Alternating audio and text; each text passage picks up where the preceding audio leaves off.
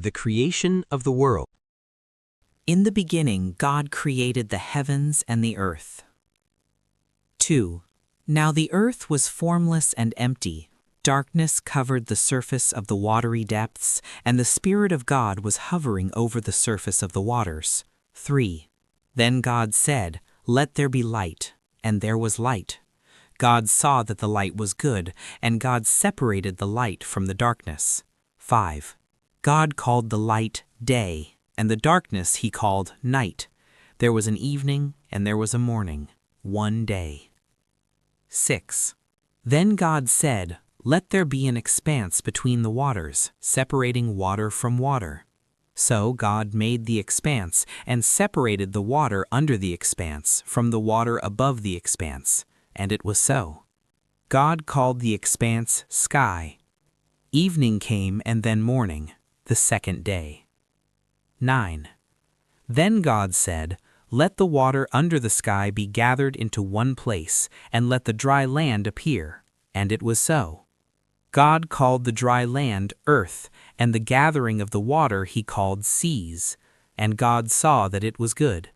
11. Then God said, "Let the earth produce vegetation, seed-bearing plants and fruit trees on the earth, bearing fruit with seed in it according to their kinds." And it was so. 12.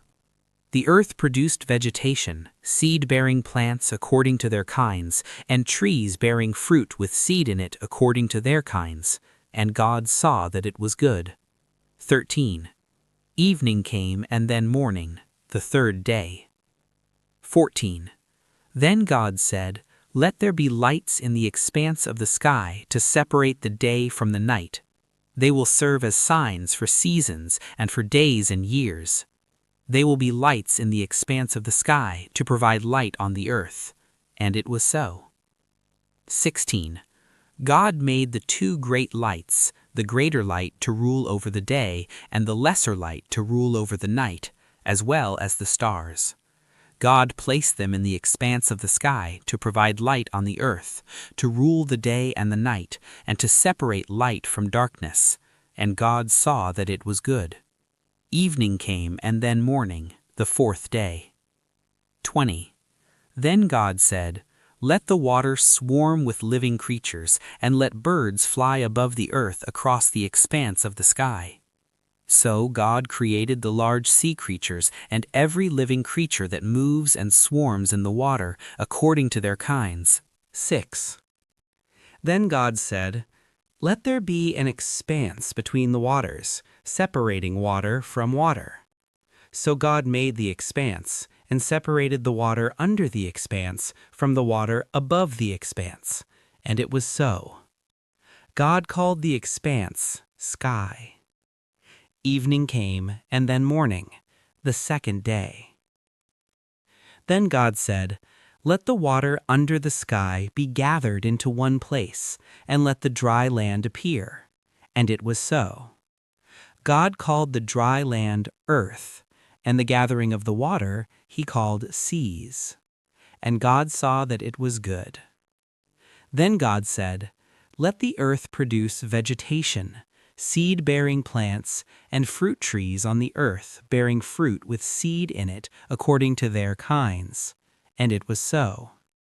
The earth produced vegetation, seed-bearing plants according to their kinds, and trees bearing fruit with seed in it according to their kinds.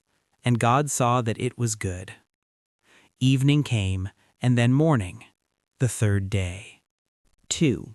So the heavens and the earth and everything in them were completed.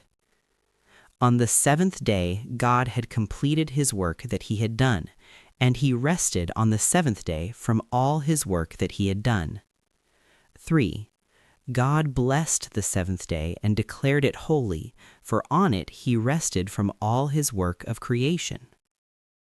Man and woman in the garden. 4. These are the records of the heavens and the earth concerning their creation, at the time D, that the Lord God made the earth and the heavens. No shrub of the field had yet grown on the land, and no plant of the field had yet sprouted, for the Lord God had not made it rain on the land, and there was no man to work the ground. 6. But mist would come up from the earth and water all the ground.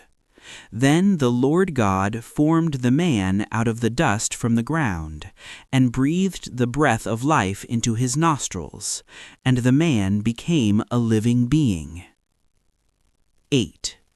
The Lord God planted a garden in Eden in the east, and there he placed the man he had formed. The Lord God caused to grow out of the ground every tree pleasing in appearance and good for food, including the tree of life in the middle of the garden, as well as the tree of the knowledge of good and evil.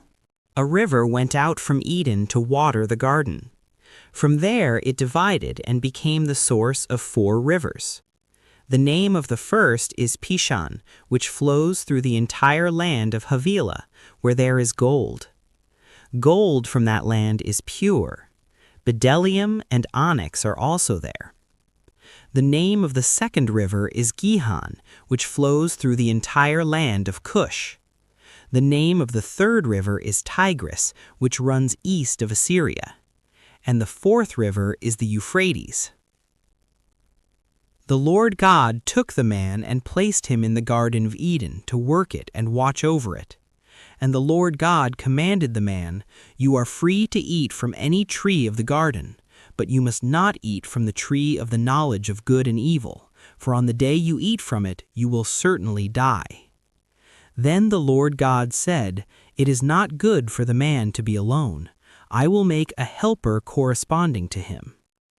The Lord God formed out of the ground every wild animal and every bird of the sky, and brought each to the man to see what he would call it.